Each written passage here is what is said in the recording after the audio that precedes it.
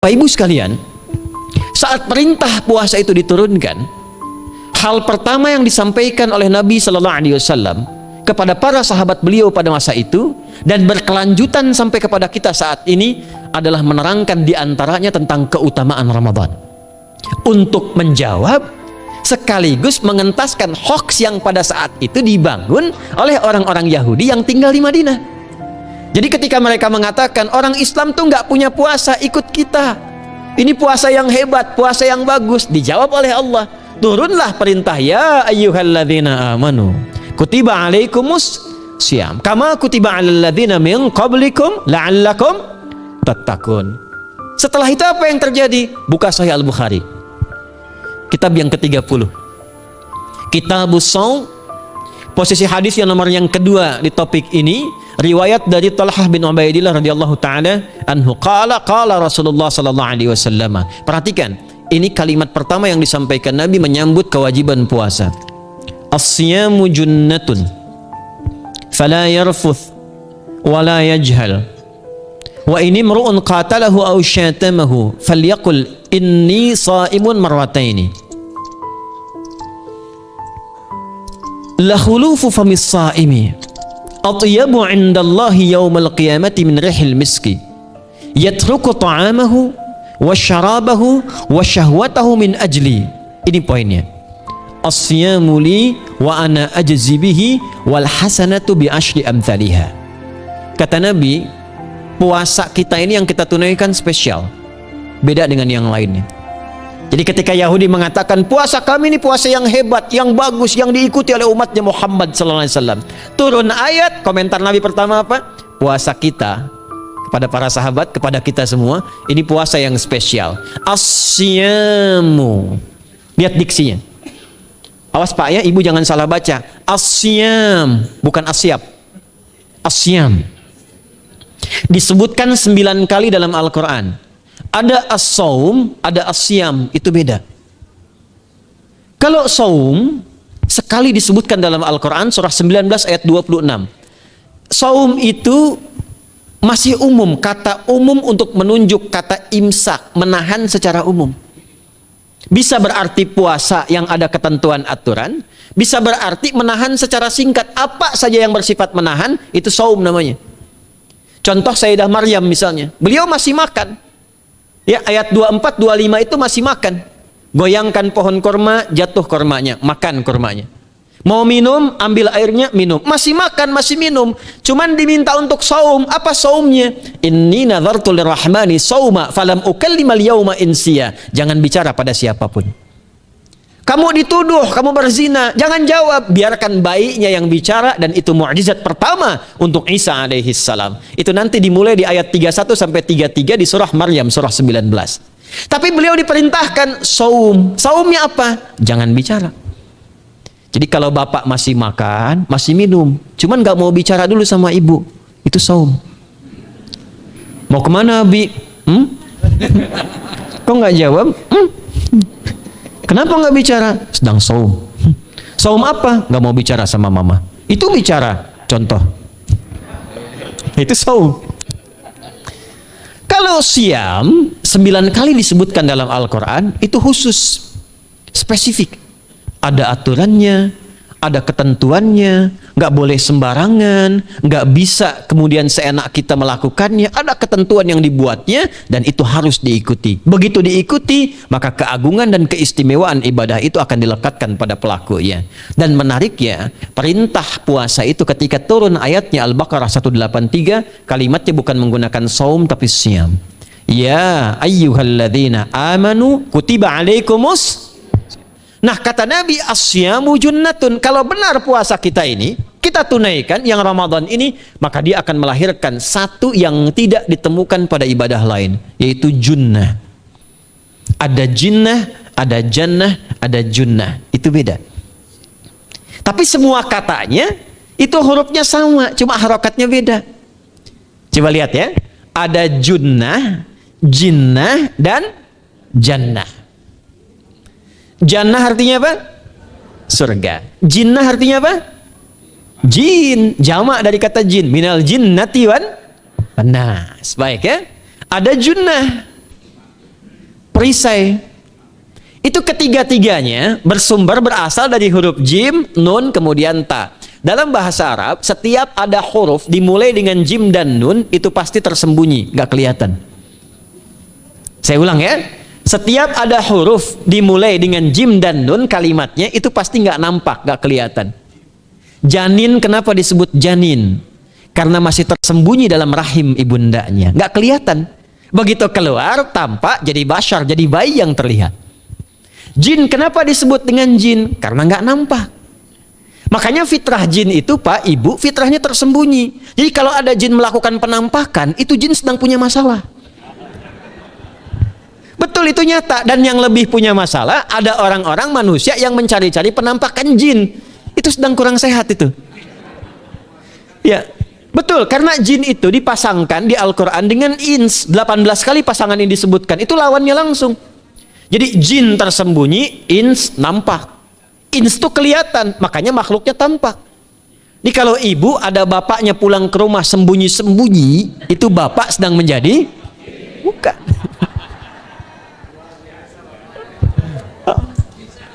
Kalau ibu sembunyi-sembunyi nyari dompet bapak, ibu sedang menjadi jin. Itu langsung pasangannya 3 itu. Ins itu seakar dari kata anisa, halus, lembut. Jin kasar, makanya disebut jin. Karena itu jarang ada orang kemasukan jin jadi lembut, tidak ada. Permisi mau ikut kajian sedang kemasukan jin, tidak. Kalau kata-katanya tidak meracau, tindakannya pasti kacau. Karena itu fitrah manusia itu pasti lembut. Kalau ada orang kasar, pasti ada yang salah dalam pergaulannya. Balik. Itu jin. Jannah, kenapa disebut jannah? Karena belum tampak sekarang. Makanya Nabi katakan mala ainun ra'at, nggak sama dengan yang seperti dilihat orang. Nggak kelihatan. Nanti kesuksesan tertinggi yang belum tampak disebut dengan jannah, karena belum tampak. Junnah itu perisai yang bisa langsung membentengi kita dari setan secara otomatis. Tapi nggak kelihatan. Karena itu kenapa ujung puasa disebut la'allakum tatakun itu dari kata takwa. Takwa itu dari kata wikoyah. Wikoyah itu artinya perisai. Nah, perisainya tidak tampak dalam diri kita. Tapi kalau terbiasa menunaikan ibadah puasa ini, kata Nabi, yang pertama kali akan terjadi pada orang yang puasanya benar, dia akan mendapatkan perlindungan berupa perisai dari Allah, hasil dari latihan puasanya yang dapat membentengi dia dari setan.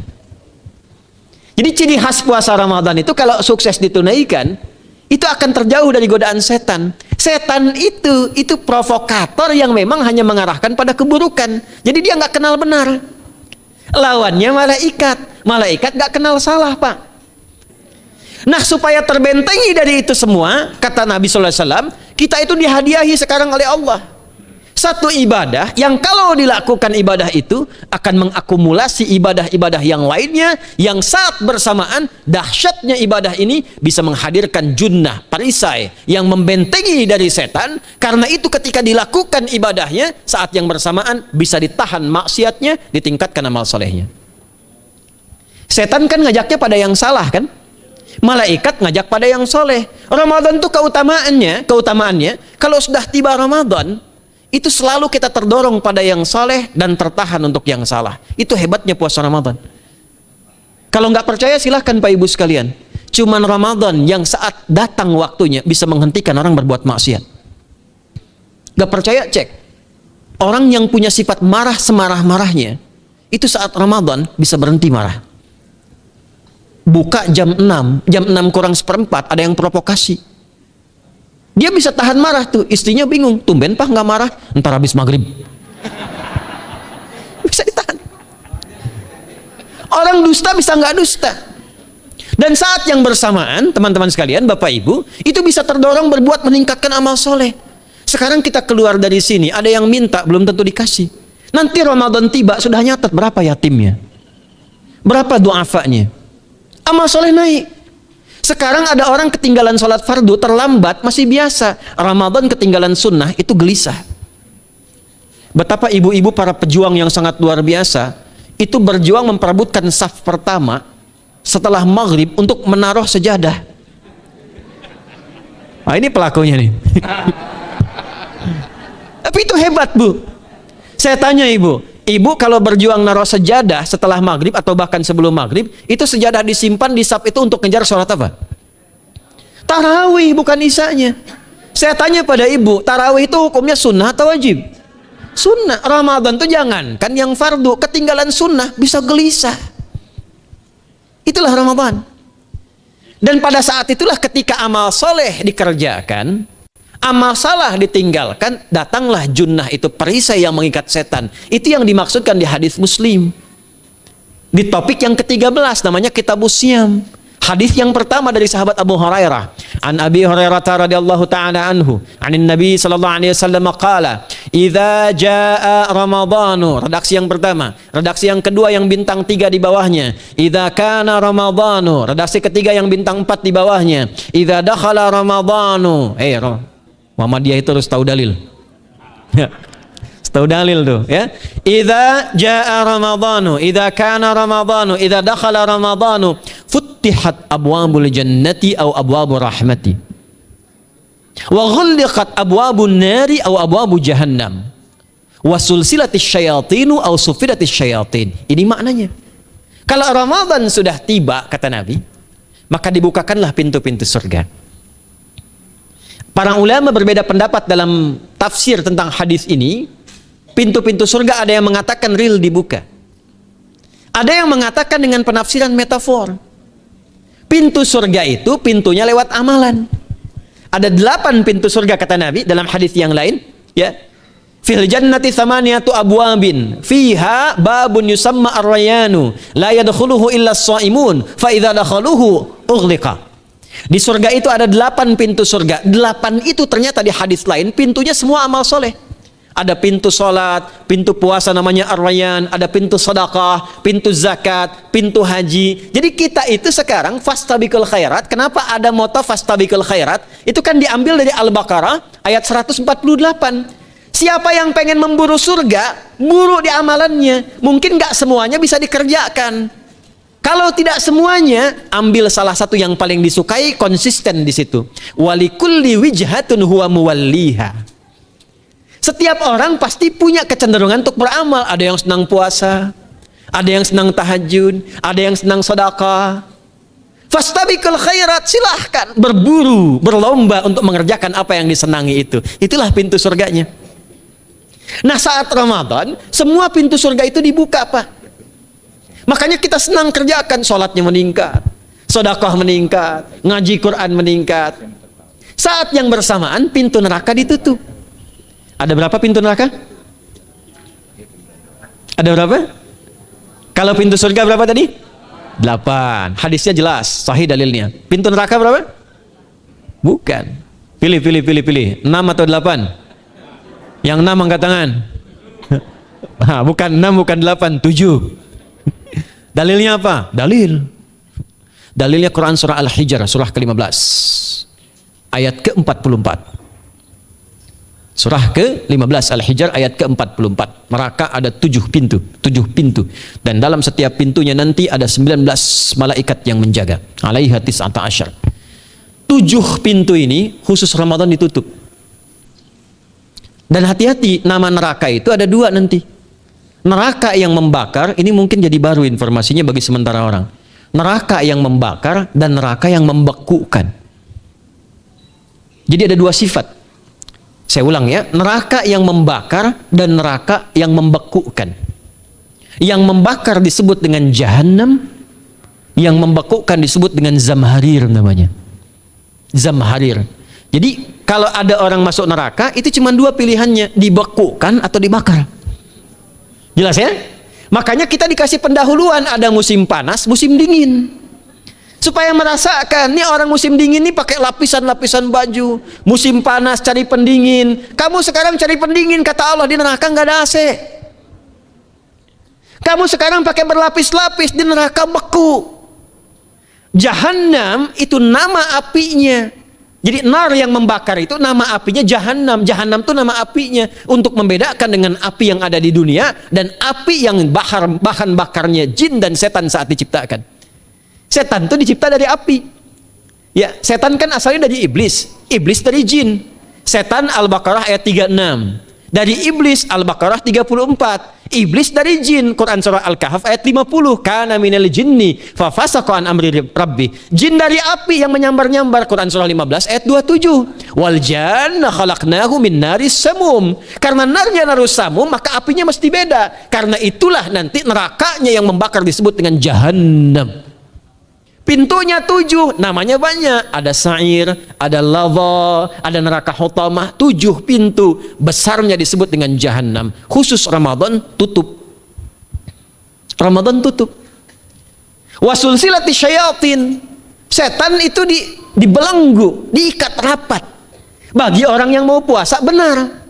Awas hati-hati. Bagi orang yang mau puasa benar, karena itu kalimatnya asyamu junnatun. Kalau benar puasanya, metafornya amalan dia bisa mengikat setan. Tapi kalau puasanya nggak benar, tetap digoda juga. Makanya jangan heran, walaupun Ramadan tetap kotak infak ada yang hilang, sendal ada yang hilang. Karena puasanya bukan siam, puasanya saum. Sedangkan diksi Nabi yang mengatakan asyamu junnatun. Puasanya yang harus benar. Nanti kita belajar fikih setelah itu. Saya ingin pendahuluan dulu ya. Setelah itu apa yang kata Nabi katakan? Ini masih mukadimah ya kita ya. Ini luar biasa nih. Ya. Jadi keutamaan Ramadan itu dahsyatnya dengan puasa biasa. Kata Nabi, kalau orang benar puasanya, bebas dia dari setan. Bukan nggak digoda, Allah kasih benteng sehingga setan nggak tembus kepada dia. Itu satu. Itu keutamaan Ramadan. 2, teruskan dulu langsung ke ujung hadisnya saja ya. Kalau yang tadi nanti latihannya fala yarfus fala yajal, itu latihan. Yang kedua, Allah langsung yang mengatakan dalam hadis qudsinya, asyamu li wa ana ajzi bihi. Khusus Ramadan, kalau ditunaikan dengan benar, maka semua yang puasa itu aku langsung yang memberikan takaran pahalanya. Sekarang kita hitung-hitungan dikit ya. Bapak Ibu kan senang hitung. Tadi bangun aja kan dihitung kan? Ya, dapatnya sekian, kurangnya sekian, ya usahanya sekian. Sekarang kita ngitung pahala nih. Ada rumus hitung pahala dalam Al-Quran. Ya, saya tanya sebentar. Kalau satu kita kerjakan ibadah, pahalanya berapa? 10. Dalil. Apa dalilnya? Quran surah ke-6 ayat 160. Man jaa baik bil hasanati falahu asyru amthaliha. Siapa yang melakukan satu perbuatan hasanah. Hasanah itu perbuatan baik yang bernilai pahala. Itu hasanah namanya. Pahalanya disebut ajrun namanya. Lahum ajrun ghairu mamnun. Jadi perbuatan baik yang bernilai pahala disebut apa? Hasanah. Ya, eksekusinya, implementasinya disebut amal soleh. Pahalanya, hitungannya disebut ajrun namanya. Jamaknya disebut dengan ujur. Di setiap poinnya disebut dengan ajrun namanya. Nah, orang yang mengerjakan perbuatan baik berpotensi punya nilai pahala, itu setiap perbuatan baiknya 10 kebaikan. Contoh kita sholat nih, sehari berapa waktu? 5. Berapa rakaat? 17. Al-Fatihahnya 18 atau 19 kali? 17 kali ya. Kalau 18 kali berarti subuhnya 3 rakaat. Nah, itu kan kalau kita buka hadis Muslim nomor hadis 162. Saat Nabi dalam peristiwa setelah Isra itu ke Masjidil Aqsa, kemudian araja bina Jibril alaihissalam, Mi'raj, naik ke Sidratul Muntaha. Sidratul Muntahanya ada di surah An-Najm dari ayat 1 sampai 18-nya. Itu ketika menerima perintah salat pertama kali kan bukan 5, tapi 50. Turun kan Nabi kemudian ke langit ke-7, ketemu Nabi Ibrahim sedang senderan di Baitul Ma'mur, punggungnya senderan. Itu ada kisahnya di hadis Muslim nomor hadis 162. Kemudian turun lagi ke Nabi Musa. Nabi Musa itu kan tipikalnya senang, yang pertama agak temperamen, yang kedua itu senang mengomunikasikan sesuatu. Makanya ketika dengan Khidir alaihi salam itu senang, ya, kritisnya itu muncul kepada Nabi Muhammad ketika turun dari Sidratul Muntaha ke langit yang ke-6 itu ketemu Nabi Musa, ditanya, Muhammad SAW dapat apa tadi? Sholat. Berapa waktu? 50. Kamu tahu nggak? Umat saya itu kekar-kekar besar-besar. Segitu aja nggak kuat, apalagi umat kamu yang kayak kita sekarang nih. Minta lagi diskon sama Allah katanya. Naik itu, minta lagi. Singkatnya 9 kali naik. Setiap naik dikurangi 5. 9 kali 5 berapa? 45. 50 kurangi 45 berapa? 5. Turunlah 5. Sampai 5 pun Nabi Musa masih komennya begini, minta lagi aja diskon. Kata Nabi, saya kurang enak lah, malu saya. Sudah diberikan yang paling pokok 5 dan itu pun belum selesai. Dengan senyumnya kemudian lihat ini indahnya. Setiap 5 itu Allah menetapkan setiap satunya punya 10 nilai. Jadi kalau kita kerjakan 5 waktu dikali 10 berapa? 50. Itulah dahsyatnya umat Nabi Muhammad karena keutamaan nabinya. Walaupun 5 nilainya tetap setara dengan yang umat Nabi Musa 50 kali. Karena itu keutamaan Nabi Muhammad itu sangat luar biasa. Sampai nanti dipuji Allah begitu tinggi. Sifatnya, rasanya di ujung surah At-Taubah itu. Akhlaknya di surah Al-Qalam itu. Dan karena kemuliaan ini kita dapat barakahnya. Percikan keberkahannya. Apa itu? Ketika Ramadan yang puasa-puasa lain standar. Puasanya umat Muhammad SAW, setiap puasanya itu pahalanya dilipat gandakan tak terbatas. Allah langsung menilai keikhlasan pada hambanya. Paling minimal kalikan 10 kali lipat lagi dari hari biasa. Wal hasanatu bi asyri amthaliha.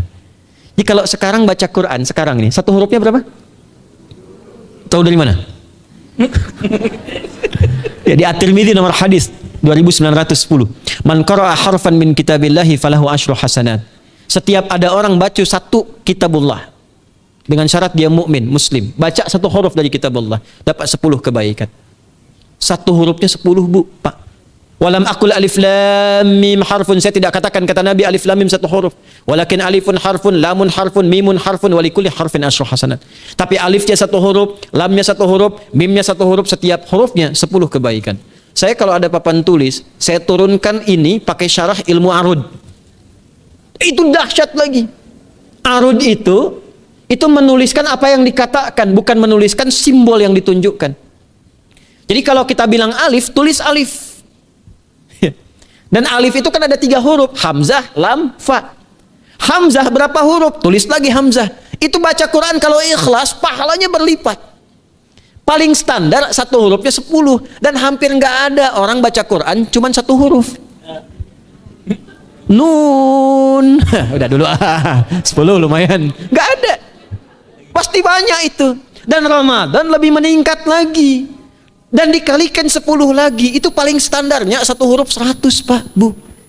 Makanya Ramadan tuh limpahan pahala. Rugi orang kalau nggak ibadah saat Ramadan itu. Nabi aja itu tadarusan Quran sekali khatam. Saat tahun meninggalnya 2 kali khatam untuk ngejar kemuliaan-kemuliaan contoh bagi kita.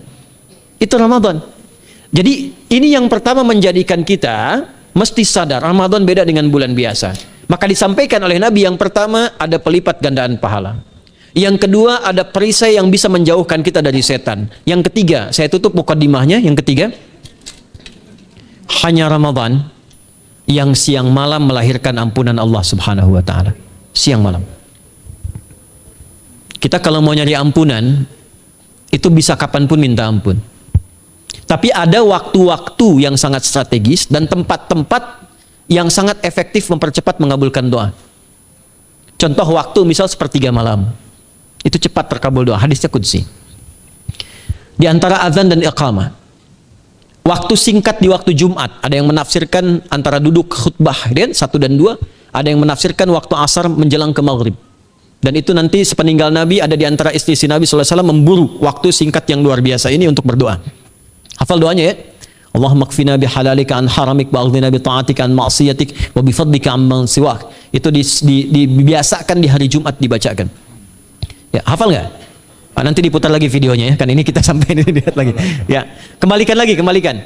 Ada yang sifatnya tempat. Mihrab itu mustajab. Makanya kenapa imam itu di mihrab? Karena mewakili makmum untuk berdoa. Karena itu pilih imam yang betul-betul paham fikih salat, bagus bacaannya dan ngerti fikih salat supaya dia sebelum salat melihat ke belakang. Itu bukan cuma merapatkan barisan, tidak, untuk melihat siapa yang salat. Apakah tahan berdiri lama kalau dibacakan bacaan panjang? Atau ada yang buru-buru? Lalu bacaannya apa yang sesuai untuk makmumnya? Itu fikihnya. Karena itu tempatnya di mihrab. Dan mihrab itu viral, tempat yang cepat mengabulkan doa. Maryam itu punya mihrab. Nabi Zakaria saat minta keturunan, itu mohon kepada Allah di mihrabnya Maryam. Ali Imran ayat 38-39. Hunalika da'a Zakaria rabbah qala rabbi habli min ladunka dzurriyyatan thayyibah innaka sami'ud du'a. Fanadatul malaikatu wa huwa qa'imun yusalli fil mihrab. Cepat terkabul doa. Masjid cepat terkabul doa. Tapi Ramadan itu Itu menggabungkan semuanya. Nggak usah tunggu sepertiga malam. Siangnya diampuni, malamnya diampuni. Apa dalilnya? Untuk malam lekat dengan ibadah qiyam namanya. Man qama ramadhana imanan wahtisaban ghufira lahu ma taqaddama min. Siapa yang mampu menghidupkan Ramadan di malam harinya. Dan jangan salah Bapak Ibu sekalian, awas jangan salah ya. Ramadan itu satu paket ibadahnya. Bukan cuma puasa. Ramadan satu paket. Ada paket siang, ada paket malam. Dan nggak ada paket hemat. Full. Ada siang, ada malam. Dan itu semua sama, cuman beda satu huruf. Hadisnya sama, ibadahnya juga diksinya sama, cuman beda sehuruf. Malamnya qiyam, siangnya siam. Awas ya, malamnya apa? Qiyam, siangnya apa? Siam. Cuman beda satu huruf. Dan itu satu paket. Jadi kalau Anda tertinggal, jangan Anda lah, jangan kita. Kalau ada orang yang tidak mengerjakan semalam, misalnya qiyamnya, cuman siamnya, sah puasanya, benar sesuai rukun, sah. Cuman tidak sempurna keutamaan Ramadannya. Karena itu Allah mengatakan kalau sedang puasa, sempurnakan dengan ibadah malamnya. Itu ada di Al-Baqarah ayat 187. Tsumma atimmus siyama ilal lail. Muqaddimatul lail, maghribnya untuk puasa, lail atasnya untuk qiyam. Orang yang mampu menghidupkan ibadah malam, jangan salah ya, nanti kita mulai puasa, insya Allah yang pertama dimulai ibadah malam, qiyam, bukan siam. Jadi jangan terlampau soleh, puasanya nanti nunggu fajar. Malam itu qiyam. Nah qiyam ini ada potensi ampunan dosa Pak Bu. Jadi kalau kita manfaatkan ibadah ini dengan benar, misal ya, kita kan nggak tahu ajal nih. Tiba kemudian kita manfaatkan qiyam bangun, ditunaikan dengan benar, itu Masya Allah. Meninggal misal dalam sujud, itu jaminannya, ghufira lahu ma taqaddama min dzambi. Siapa yang benar ibadah qiyamnya, sampai detik itu, ditunaikan karena imannya, ikhlas karena Allah, saat bersamaan dia introspeksi diri, begitu dia tunaikan, misal dia meninggal, misal saja, semua dosa-dosa yang pernah dia tunaikan diampuni pada saat itu. Ma itu tanpa batas. Ma taqaddama min dzambi, ma semua yang pernah dia kerjakan dalam hidupnya. Karena itu viral. Sayyidah Aisyah itu pernah minta petunjuk pada Nabi di hadis Muslim. Bertanya pada Rasulullah, "Ya Rasulullah, kalau malamnya saya pengen ibadah dan qadar Allah bertepatan dengan malam Al-Qadar, apa yang saya minta?" Itu sampai diajarkan oleh Nabi doanya, dan doanya sahih. Di At-Tirmidzi dikuatkan lagi dengan lebih lengkap redaksinya. Kata Nabi, kalau engkau bersamaan dengan itu malam hari bangun, bersamaan, faquli, katakanlah, Allahumma innaka afuwun karim tuhibbul afwa fa'fu anni. Nanti di hadis yang Muslim, Allahumma innaka afuwun, di At-Tirmidzi ada kata karimnya, innaka afuwun karim tuhibbul afwa fa'fu anni. Itu malam Bu. Biasanya nunggu sepertiga malam, waktu sahar ya. Jadi waktu sahar itu waktu singkat menjelang fajar. Kalau subuh sekarang 4:08, itu kira-kira sahar tuh jam setengah 4 lah ya, 3:30 sampai jam 4 itu namanya sahar, bukan lail. Kalau lail dari ba'da isya sampai sahar. Sekarang isya setengah 8 misalnya, jam 8 tuh sampai setengah 4 namanya lail. Jelas ya? Lail tuh malam, jamaknya layali, turunannya lela, lili, lala, itu malam ya. Ibu Leli, ibu malam-malam gitu ya. Gitu. Nah itu waktu menjelang fajar setelah lail, sahar, jamaknya ashar. Ashar itu disampaikan di Al-Quran, waktu terbaik untuk istighfar. Quran surah 51 ayat 18. Wabil ashari hum yastaghfirun. Yang biasa istighfar berpeluang dapat ridho Allah dan disiapkan surga terbaik, melebihi kemewahan dunia. Itu ada di ayat ke-16, 17, 18. Ya, dari ayat 15-nya, 16-nya, 17-nya adalah untuk yang saharnya, 16-nya itu kalimatnya. Ya, 16-nya yang dengan mengatakan Rabbana amanna faghfir lana dzunubana wa qina adzabannar. Ayat 17-nya as-sabirina was-sadiqina wal qanitina wal munfiqina wal mustaghfirina bil ashar. Itu hari biasa seperti sekarang, Ramadan, dari ba'da isya sampai terus lagi sampai masuk waktu fajar, siangnya pun masih ada ampunan Allah. Man shoma ramadhana imanan wahtisaban ghufira lahu ma taqaddama min. Saya tanya sekarang, siapa yang nggak punya dosa boleh angkat tangan? Yang dosanya banyak boleh angkat tangan. Tuh, saking banyaknya kita nggak bisa ngangkat. Sekarang rubah kalimatnya, yang ingin masuk surga angkat tangan. Masya Allah. Yang ingin surga Firdaus angkat tangan. Tuh. Maka ironi itu tampak dalam perilaku kita. Pengen ke surga, tingkatan Firdaus, tapi ngaku dosa banyak. Itu dia. Maka Allah punya sifat Rahman dan Rahim. Rahman untuk dunia, Rahim untuk akhirat. Maka diberikanlah kesempatan Ramadan untuk menggugurkan semua dosa itu. Karena itulah Bapak Ibu sekalian, penting kita menyiapkan, karena nunggu Ramadan itu nggak mudah. Dan nggak semua orang itu akan sampai kepada momen yang dimaksudkan. Karena itulah malaikat Jibril itu langsung komen. Ya, jadi ada dua riwayat nih. Nabi yang berdoa, malaikat yang mengaminkan. Ada malaikat yang berdoa, Nabi yang mengaminkan. Jadi Nabi akan naik memberikan tausiah di mimbarnya. Mimbar Nabi itu ada 3 gundakan. Begitu naik ke gundakan pertama, ada 3 gundakan. Lalu tibalah kemudian beliau bersabda. Ada riwayat Nabi yang berkata, malaikat mengaminkan. Ada riwayat sebaliknya, malaikat yang berkata, Nabi mengaminkan. Raghima anfu rajulin. Awas, hati-hati nih. Raghima anfu rajulin liman adraka ramadhana falam yughfar lahu. Terhina di hadapan Allah Subhanahu wa taala. Kotor dirinya. Bu'dan, jauh dari rahmat Allah. Liman adraka ramadhana, siapa yang sudah disampaikan ke bulan Ramadan falam yughfar lahu, tapi tak mampu mendapat ampunan Allah Subhanahu wa taala. Karena itulah saya ingin cepat. Satu, kenapa Ramadan istimewa? Karena ada ampunan Allah yang sangat luar biasa. Kenapa Ramadan istimewa? Karena ada pelipat gandaan pahala. Kenapa Ramadan istimewa? Karena ada peluang untuk menjauhkan dari setan. Dan yang terakhir, Ramadan istimewa karena semua waktu siang dan malam mempercepat terkabulnya doa. Itu yang dijamin di ayat 186 dalam rangkaian ayat Siyam dari ayat 183 sampai 187. Ayat 186-nya khusus untuk mempercepat terkabulnya doa. Wa idza sa'alaka 'ibadi 'anni fa inni qarib ujibu da'watad da'i idza da'an falyastajibu li wal yu'minu bi la'allahum yarshudun. Tafsirnya apa? Hadis Nabi sallallahu alaihi wasallam, "Thalathatun la turaddu da'watuhum al-imamul 'adil was-sha'ima hatta yuftira." Wa da'watul mazlum. 3 golongan yang doanya sulit sekali ditolak. Yang pertama, imam yang adil. Yang kedua adalah orang puasa sampai berbuka. Dan ketiga, doa orang yang terzalimi. Jadi kalau Bapak Ibu pengen cepat dikabulkan doanya secepat kilat, maka jadilah pemimpin yang adil. Kalau belum mampu, latihan puasa. Kalau belum mampu lagi, banyak-banyak terzalimi.